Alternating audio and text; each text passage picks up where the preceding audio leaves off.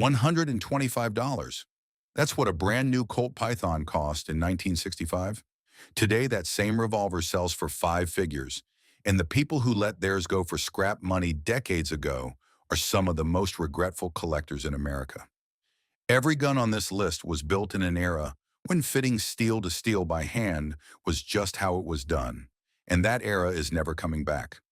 The number one revolver on this list has sold for close to $40,000 at auction, and it is not the gun most people would guess. Let's get into it. At number 10, the Ruger Bearcat, original old model. I'm over there. Produced from 1958 to 1971, the Bearcat was Ruger's answer to a simple question. What does a single-action .22 look like if you shrink it down into something a hunter or a trapper could carry all day without noticing the weight? The answer was a scaled-down frame, an aluminum alloy grip, and a non-fluted cylinder with engraved scrollwork showing a bear and a mountain lion chasing each other around the steel. It was marketed as a packing gun, the kind of revolver that lived in a tackle box or a saddlebag for 40 years without anyone thinking twice about it. In 1973, Ruger redesigned the entire Bearcat line for the transfer bar safety system, and the gun that came back in 2008 under the same name shares almost nothing with the original besides a silhouette. Different frame, different internal geometry, different collector category entirely. Plenty of buyers walk into gun shows today and assume any Bearcat on the table is the same revolver, and that single assumption costs them real money. In 1985, you could find an old model Bearcat in good shooting condition for around $150. Today, a clean original with the box and papers is bringing $900 to $1,400, and pristine examples with the holster and full documentation have cracked $2,000 at auction. If you want to know what you're holding, check the cylinder. The original has that engraved scrollwork with no flutes cut into the steel. If the cylinder is plain and fluted, you've got the reissue, and the reissue is not the gun this list is about. Number 9, the Dan Wesson Model 15-point 357 Magnum. Dan Wesson Firearms was started in 1968 by Dan Wesson himself, the great-grandson of the original Smith & Wesson co-founder, and the Model 15 was built to solve a problem nobody else in the industry had solved. Interchangeable barrels. With a simple barrel nut and a wrench, a shooter could swap a 2-inch barrel for concealment into a 6-inch hunting barrel or an 8-inch silhouette competition barrel in under a minute. One frame, 3 completely different revolvers. The barrels threaded directly into the frame and were crush fit, which eliminated the alignment drift that plagues almost every other interchangeable system on the market. Then and now. Competition shooters in the 70s and 80s chose the Model 15 over Smith & Wesson and Colt because the fit between barrel and frame was simply tighter than anything else being built. And hunter pistol silhouette champions built entire careers around that single mechanical advantage. Smith & Wesson revolvers of the same era were excellent guns, but they were never engineered around the idea of a shooter swapping configurations in the field. And that gap in the market is exactly what Dan Wesson built his company to fill. The Monson, Massachusetts factory closed in the late 90s. The brand changed hands and eventually landed with CZ USA, and every original Monson-built Model 15 became a fixed, shrinking supply overnight. A complete pack gun set sold new for around $500 in the early 90s. A full original Monson set with all the barrels, the tools, and the factory case is now bringing $2,500 to $4,000. Flip it over and look at the barrel shroud. If it reads Monson, you've got the real thing. Coming in at 8, the Colt Diamondback chambered in .22 long rifle. This is the revolver collectors call the Forgotten Colt, and it is also the one quietly being bought up while everyone else chases the bigger name on this list. Built on Colt's D-frame, the same platform as the Detective Special, the Diamondback was finished and hand-tuned to Python standards. Same deep royal blue, same hand-fit action. Colt only built about 60,000 of them in .22 long rifle across a 20-year run that ended in 1986, and for most of that time nobody cared. Collectors wanted the bigger gun, the one with the Magnum cartridge and the Hollywood reputation, and the little brother sat in the background gathering dust at gun shows for decades. Most of these guns were bought as plinking revolvers or starter guns for kids learning to shoot, which means a huge share of the surviving population shows real holster wear and honest handling, making the truly mint examples scarcer than the production numbers alone would suggest. In 1990, you could find one in excellent shape for $300. By 2015, that number had climbed past $1,200. Today, mint examples with original boxes are selling between $2,500 and $4,000, and the climb has not slowed down. The tell is the vented top rib on the barrel, milled in miniature the exact same way Colt cut it on the full-size Python. If your grandfather has a small Colt .22 sitting in a drawer with that vented rib and a deep blue finish, you are looking at a Python in everything but size, and the market has finally started to notice. At 7, the Firearms Model 83 chambered in .454 Casull. This is the revolver almost nobody on this list has actually held because Firearms barely makes any. Out of a small shop in the Freedom, Wyoming, they hand-build single actions at a pace of around 2,000 revolvers a year across their entire lineup, total. Smith & Wesson does that in roughly a month. The Model 83 is their premium offering, machined to a cylinder gap tolerance measured in 0.010 of an inch. The kind of precision normally reserved for bench rest rifles, not handguns you carry on your hip.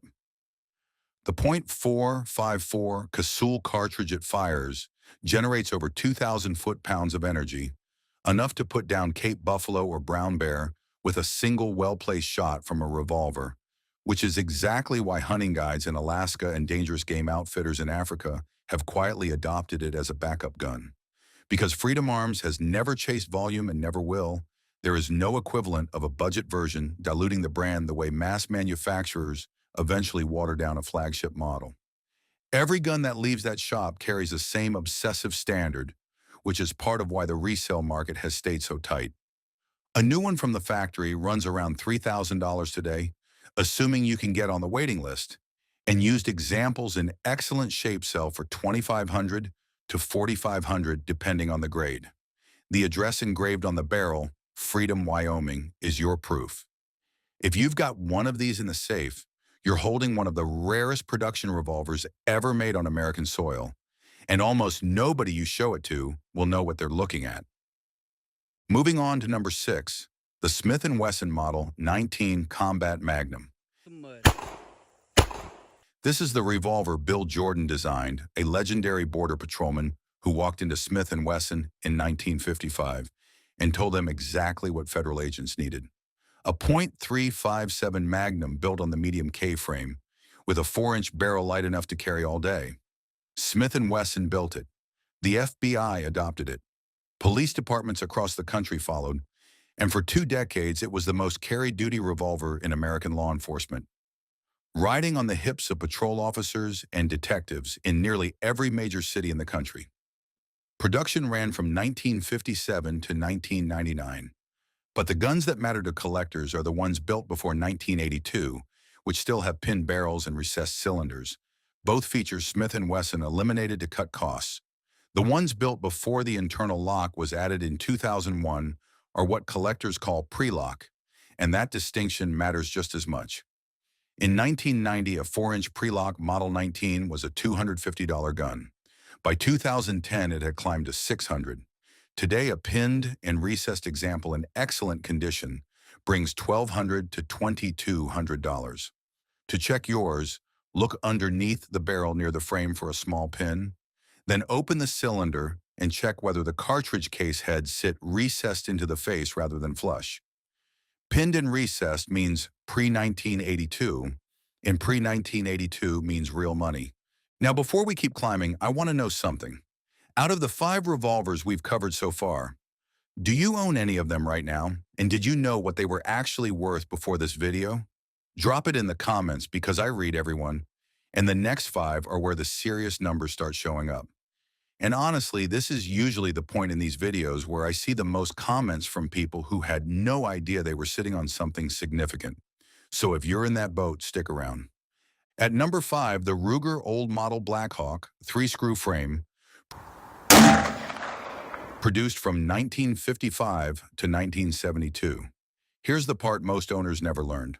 In 1973, Ruger redesigned the Blackhawk to add a transfer bar safety, and they ran a free conversion program where owners could mail in their original revolvers to have the new safety installed.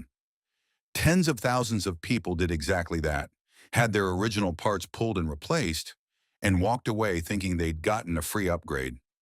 What they'd actually done was permanently destroy the collector value of the gun in their hands, and there is no way to undo it once the original parts are gone. An untouched original in good condition was selling for around $250 in the early 80s. Today, an unconverted example in original shape brings $1,500 to $2,500, and pristine guns with the original box are pushing $3,500. The identifying mark is right there on the right side of the frame. 3 screws means it's original. 2 screws means Ruger already got to it, and you're holding a fraction of what the untouched gun is worth. Number 4, the Colt Detective Special, specifically the examples built before 1972. This was the snub-nosed 6-shot that defined plainclothes policing in America for half a century. New York detectives carried it. Chicago carried it. The FBI carried it. The pre-1972 guns, what collectors call the pre-series, have a different frame profile and the deep, almost black Colt royal blue finish that the company became famous for, along with a hand-tuned action that disappeared once Colt modernized its production lines in the early 70s. Because it spent decades as a working detective sidearm rather than a display piece, the surviving population skews heavily toward honest carryware, which makes a truly clean example noticeably harder to find than the production numbers would suggest. In 1990, a pre-72 Detective Special in good shape sold for around $300. By 2010, that number was up to $650. Today, original blued examples in excellent condition are bringing $1,300 to $2,200, with nickel-plated guns going for considerably more. Check the cylinder release. The pre-72 guns have a checkered, hand-fit release with a specific profile, and the bluing has that deep, almost black character the later guns simply don't replicate. If your father or grandfather carried a badge and left behind a snub-nosed Colt, get it appraised before you assume it's just an old service gun. There's a real chance it's worth more than you'd guess. At number 3, the Smith & Wesson Model 29, chambered in .44 Magnum. This is the revolver Clint Eastwood made into a household name in 1971, and the demand it created was so overwhelming that Smith & Wesson couldn't keep up. Dealers were taking deposits on guns that wouldn't ship for over a year, and some buyers waited into 1973 just to get their hands on one. The Model 29 was introduced in 1956 as the most powerful production handgun on Earth. Hand-fitted on the large end frame with a pinned barrel, a recessed cylinder, and the highest polish and blue finish Smith & Wesson offered at the time. The guns built before 1982 carry all 3 of those features, and the pre-lock examples built before 2001 are the ones collectors are actively hunting right now. In 1995, a 6.5-inch pre-lock Model 29 sold new for around $450. Today, a pinned, recessed example in excellent condition brings $1,400 to $2,500. With the 8 3/8 barrel length, the dirty hairy length commanding the top of that range.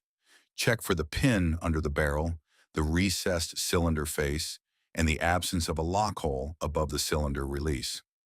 Every man who wanted this gun in 1971 and finally bought one decades later is sitting on a small fortune he probably never expected. At number 2 on our list, the original Colt Python, produced from 1955 to 1999. This was Colt's flagship, the gun that defined what a premium American double-action revolver could be.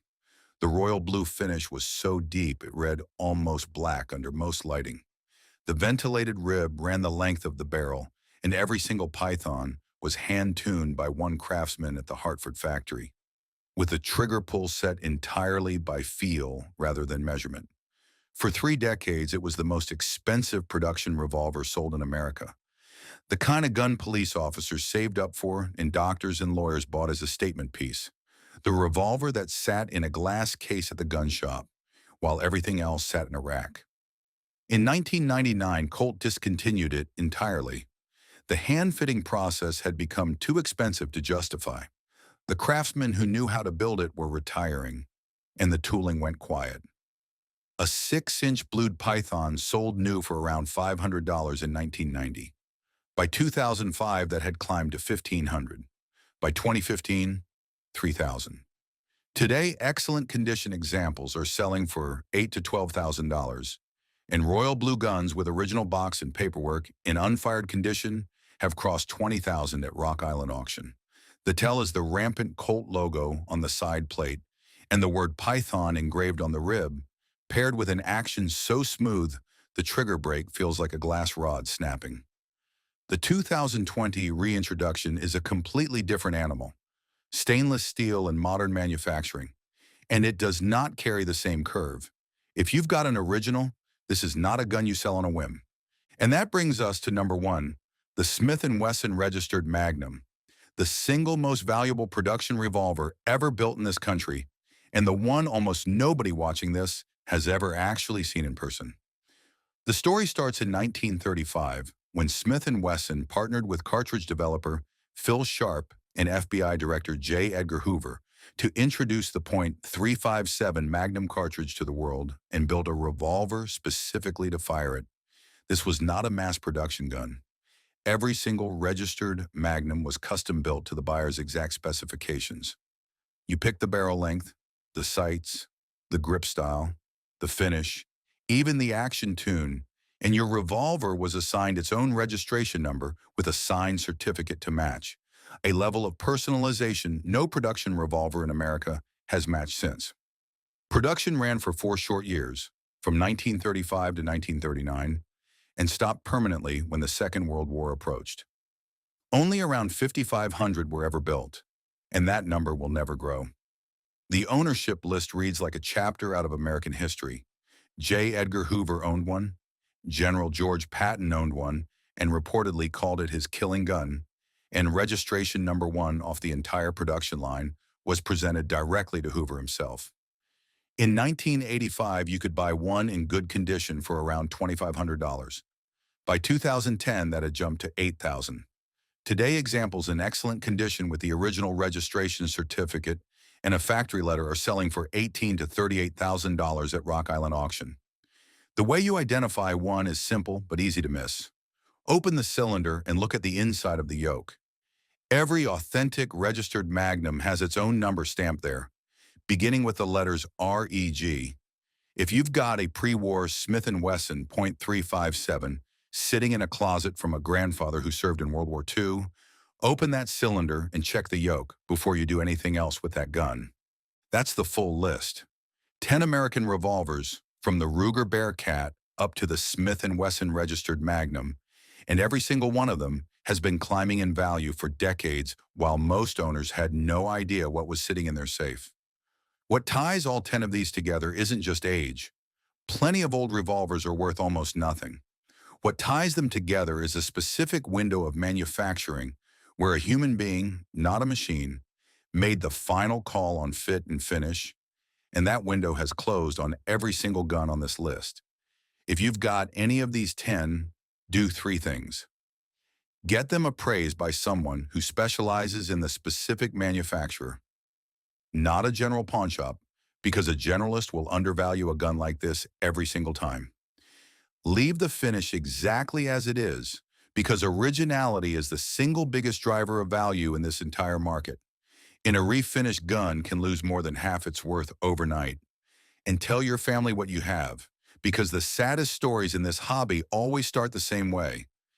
If this list taught you something, hit subscribe, because I break down the firearms history and the market data behind it every single week. Next week, I'm covering the lever action rifles that are quietly becoming priceless, including one Winchester that just shattered an auction record. You do not want to miss that one. Stay sharp and hold on to what you've got.